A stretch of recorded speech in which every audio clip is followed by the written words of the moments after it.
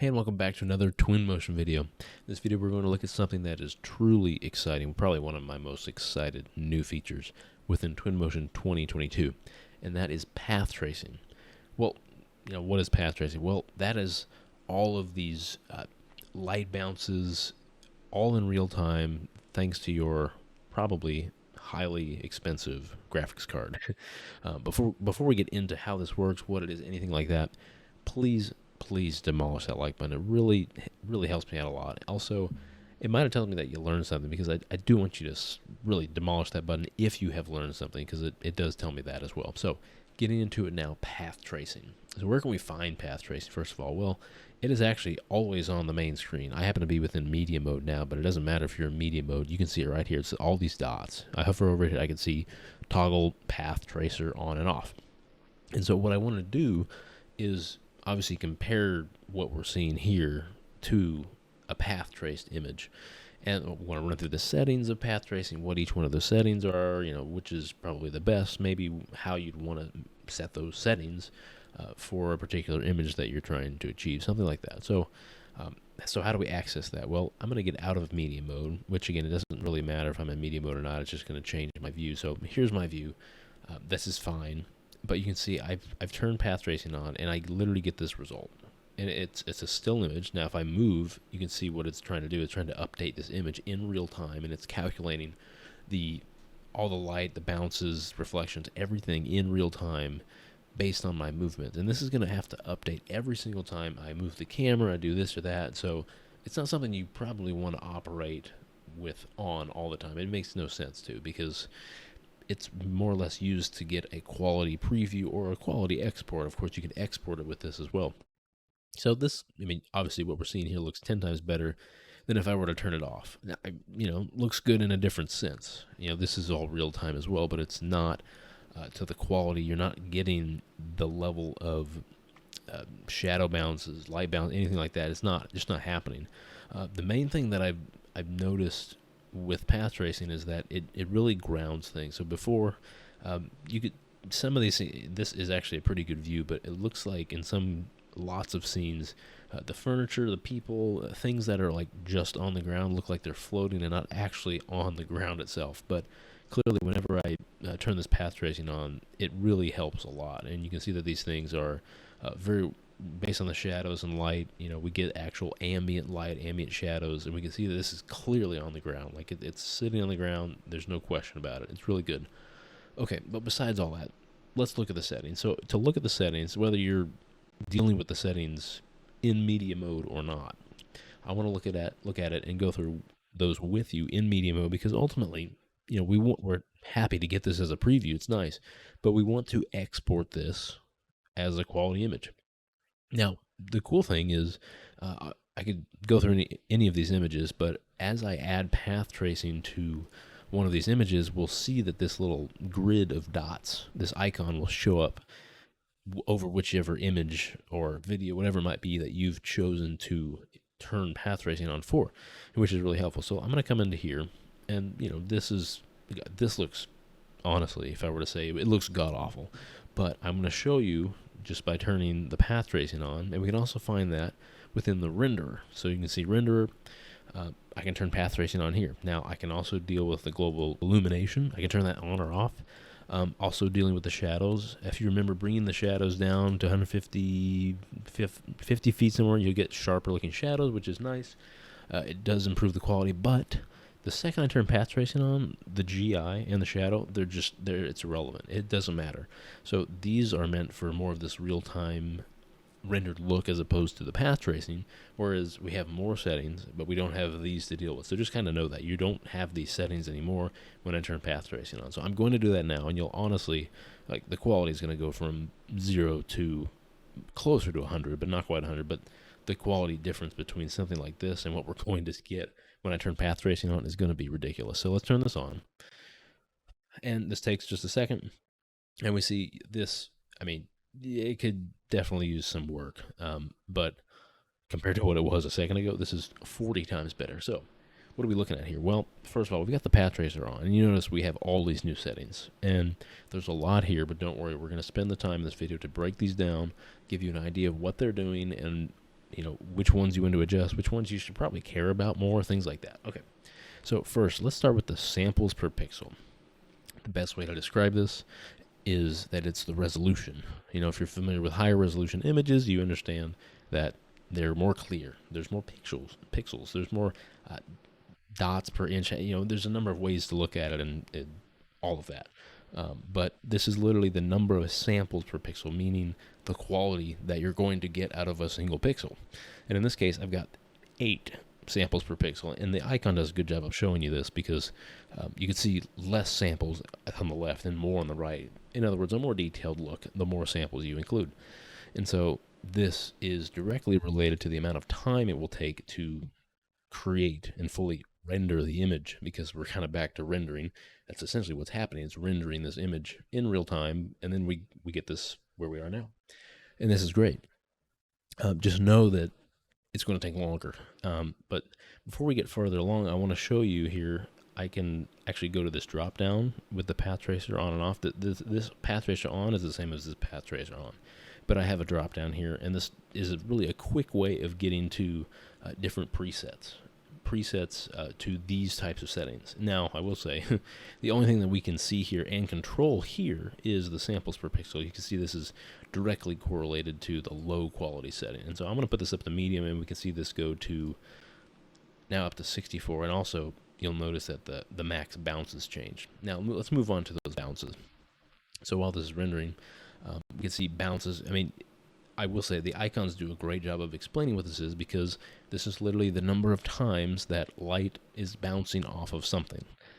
Every surface, well, mostly every surface that doesn't have a roughness of 100% or fully rough is going to reflect some sort of light.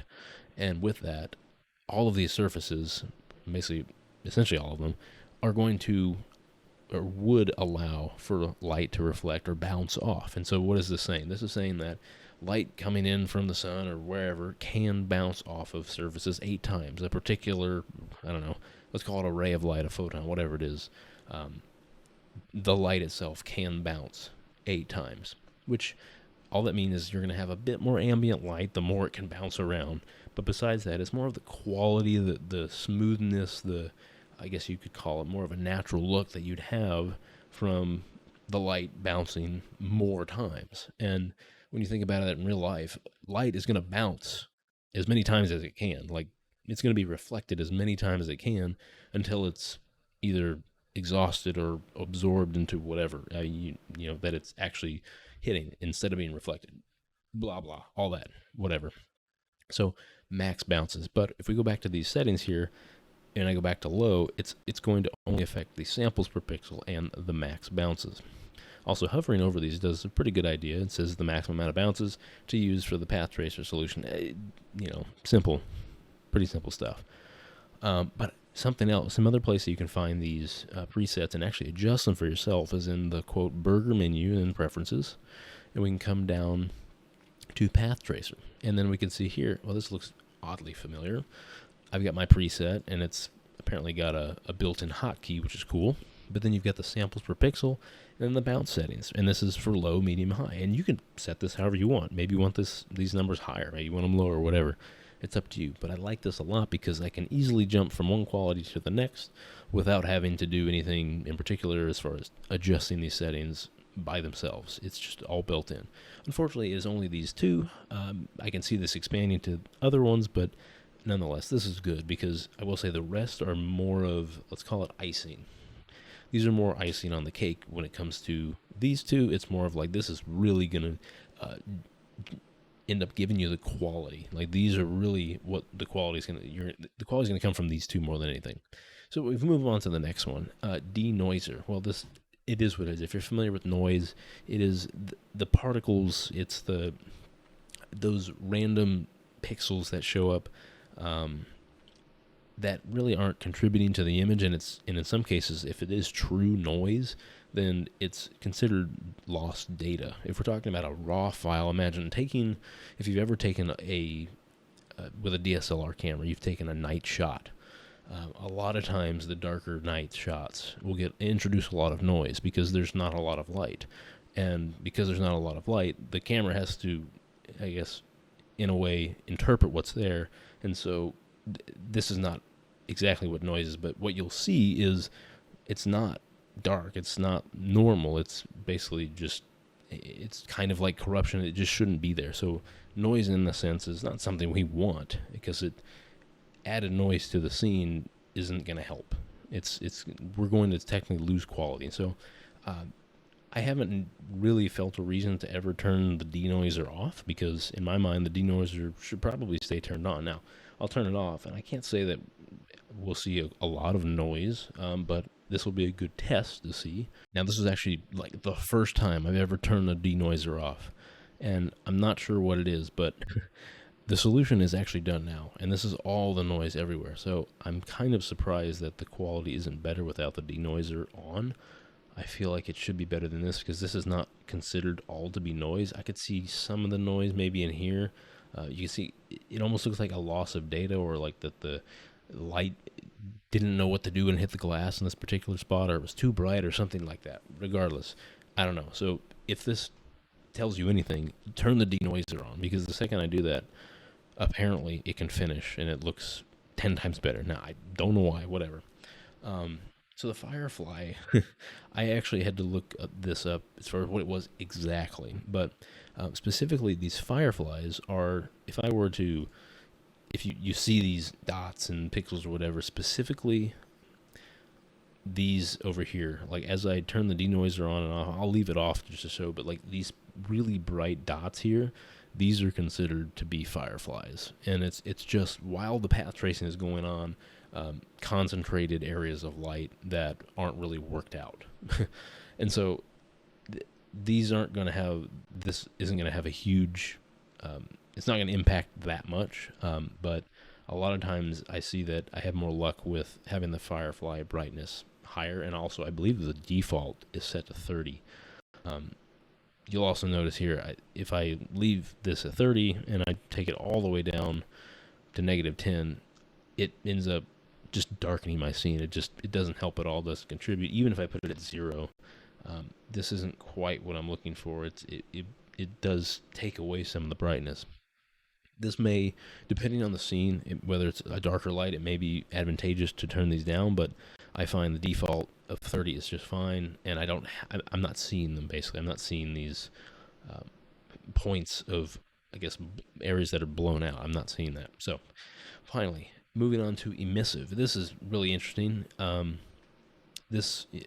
Actually, the description tells me everything that I need to tell you, and that is emissive materials' contribution to global illumination. Small objects with a self-illuminated material. We're very familiar with those. We like those. They're fun.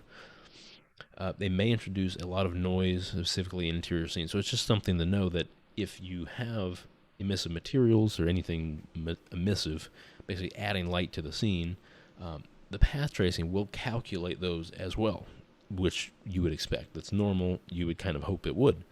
And that being said, that's only going to happen if you have emissive turned on, basically saying, yeah, you can calculate the light that's created from this emissive material, which is great. I would typically leave this on. There might be some instances where you wouldn't want that to happen, but that's kind of a scene-by-scene thing, and by default, it's on, and I would just probably leave it on. And then finally, aliasing filtering. So this is probably the most advanced, but if you're familiar with anti-aliasing, you probably might have seen that setting in, whether you're playing a game or watching a movie, or whatever kind of program it might be. You have the option of, probably, at least at this point, have the option of turning anti-aliasing on. And typically you want to turn that on if you are looking at a high-resolution image, especially if that high-resolution image is on a small screen. Let's say you have a 22-inch screen or something, and it's like a 4K. That seems ridiculous. But basically, you're basically cramming so many pixels, high quality, into one place, like, because the display is so small, and what you're trying to look at is small, like a small image at a high resolution. You're going to get some distortion when that happens, and so the idea is that this distortion is worked out whenever anti-aliasing is turned on, because it's the aliasing that is considered to be distorting that. And we can see here that the aliasing filtering, and again, I think that the Icon does a great job. If you look at the left, it's kind of like a before and after, a low and high. Looking at the left, you can see that there is this clear distortion in this line at lower values, where at high, we get this nice round circle, which we typically would like to see. And so this is not saying that we should put this at max. The default is 3, and I think this is great for 90% of scenes that you're going to be working on. But I want to adjust this just so we can see what we're going to get. So we go from 3, let's go all the way down to just 1. And we can see that, not a huge difference. Really not a huge difference. I'm not quite seeing those like hard differences, because my display size and all this, whatever, it's pretty standard. Now I will say I see some harder looking squares and lines here. I don't know if this would get worked out whenever I change the aliasing. Let's change this back to 3. And it looks like those are a bit smoother. I don't really see those as much. Some of them, they might have been clouds. It might have been a weird reflection out the window. But I want to take this from 3 up to, I believe, the max being 6. And we're going to see what we get here. Well, this is clearly not what I want. If you can, I don't know if it's as easy to tell for you as it is for me, but where I'm looking at now, like 3/4 of this image, if not almost all of it, is completely blurred out. Like I can really see in some of these mullions, I get like almost an introduction of jagged lines, and this almost seems to be working against us, in a sense that it's not producing aliasing. Like it's not aliasing it, but it's trying to anti-alias it so much and smooth it out that we're getting this kind of distorted looking result, which is the complete opposite of what we're trying to do. So all of that to say, I believe the default is a great place to start. And fortunately for you and me, we will be starting at the default, which is 3. We'll always be there. So use that as needed. If you see some deliberate jagged lines for some reason in some of your images, that's a good place to start. Now, I'm not saying this is the best looking images, because it's not. It is still kind of blurry. Maybe I need to go down to 1. Maybe I need to go down to 2. I don't know. There's a number of things that I can do here. But the nice thing is that we have a distinct before and after. And I will say what we're looking at here is not very high quality. It's 8 samples per pixel. And if you're familiar with traditional resolution, specifically some of the reflection probe resolutions, we can see that when I export it, I can go up to 1024, which is, that's higher quality. Obviously, it's like 4 times higher than what we're looking at. But you imagine the number of times that, 8 compared to 256, even if I go from low to high. Now, that's not, like, you can see how far the bar moved up. I can move this up really high. Obviously, you can see it's taking longer and longer to do this, but the quality will be greatly improved. Now, when I export these for the thumbnail or whatever, or I'll put one of these at the end of the video just so you can see the full quality, I will put this at 1024 and probably 25, 30 bounces. Like, you could really see what it looks like at a higher quality, because I think that's really important. So with all of that said, what I want to do now is show you the demo lake scene. Now, everyone with Twinmotion 2022 has that scene, but I want to bring that scene up specifically because they have images set up within their meet already to basically demo the difference between a traditional rendering that we're used to seeing out of Twinmotion and then a path traced version. And I want to show you both of those because it's so drastic. It's very different, and I think it matters a lot because really the reason why this is such a big deal to me is because it's such a game-changing addition to be able to use this path tracing. I think this improves the quality from a realism standpoint of Twinmotion exports just astronomically. Like, look at this. We have better reflections. Like, I even put this to high, and when I export this, I'll have it 4 times the quality. Like, this already is so much better. It's less blurry. It's more clear. Like, this is awesome. So I'm really pleased with this right now, and it's not even the highest quality. So anyways, let's jump to that scene, and we can look at the difference from a Twinmotion standpoint, their demo of having path tracing on and off. All right, folks, here we are within the demo lake house scene. And really, I'm not saying this is the most beautiful thing ever, but as far as demonstrating Twinmotion and especially some of these new features, it is pretty gorgeous. Looks really good. Now, I'm going to immediately jump to the media here.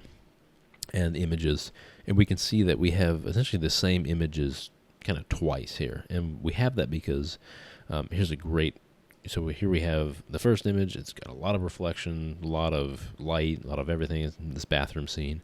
And so the difference between this one and this one, so these two, is that we have path tracing that we're going to turn on in this one here. So I'll turn path tracing on here, and immediately you'll see it looks so much different and better.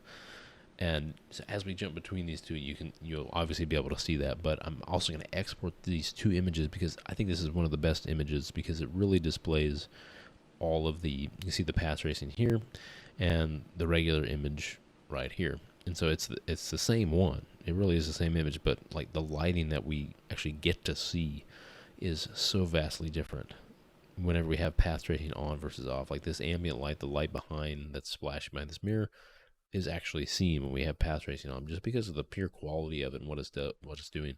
The reflections make such difference here. If you look at the reflections there, as well as in this glass there, but specifically the outdoor, really big difference. Like it's really kind of hard to see the reflection here, and honestly I don't think we are seeing it just because we're sitting in the viewport, but the quality here is just so different. So what I'm going to do is I'm going to end this video with showing you a comparison between the path tracing on versus off in the demo scene, just because as well as the scene we were just looking at, something that I went into an old project, and I'm going to turn path tracing off and compare off versus on. So I'm going to do that with not only the demo scene, but the scene we were working in before, just to show you the difference at the end of the video, because it's impressive. And it's something I would employ in literally all of your exports. And so the nice thing is that you can see whether you have path tracing on for this export there, like that. All these images have the path tracing on. And then finally, when I do go to export, because I will want to export these, I can see that I see the same path tracing icon for those associated images, and it tells me exactly which ones do have that on, which is great. I want to know. I don't have to rely on my naming or something like that. I can see the icon there, and that's awesome. So again, make sure that you set your export. Make sure you set the path tracing settings on what you want for export. That is different when it comes to reflection probes and all that export, because we do end up setting that within the preferences themselves, but the path tracing settings are set up right here and within the whole path tracing settings that we went through before. So these are the presets, but of course go through all of the path tracing settings you want for that particular image in media mode, because it will export that way. So I will doctor this up how I want. Likely going to do something like 1024, 2048. You can see how high this can go, because 2048 is only scratching the surface on the amount that we can really boost here. And then maybe I'll do 50, 60 max bounces. And I really like the quality is awesome. And you can see it already looks really good, but I'm, a few percent calculated. So this is going to keep going a lot and look really good.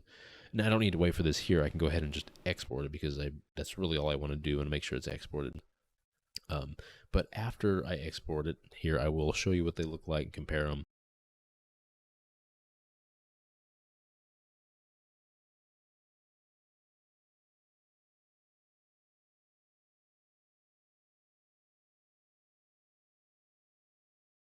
So now that you've had the opportunity to see those, I'm really impressed with them. You can clearly see the difference, and obviously not working with path tracing is fine. It looks good, but the difference path tracing makes is, in some cases, unbelievable, and it's almost always worth using. And if you have that extra second that you can stop, let it calculate, even on low, it's really good. Obviously, if you want that higher res image boosted up really to the moon, however high you want, but I'm excited for it, and I'm looking forward to using it really anywhere. Obviously, this applies to videos and whatever, and that can take a long time, but again, probably worth doing.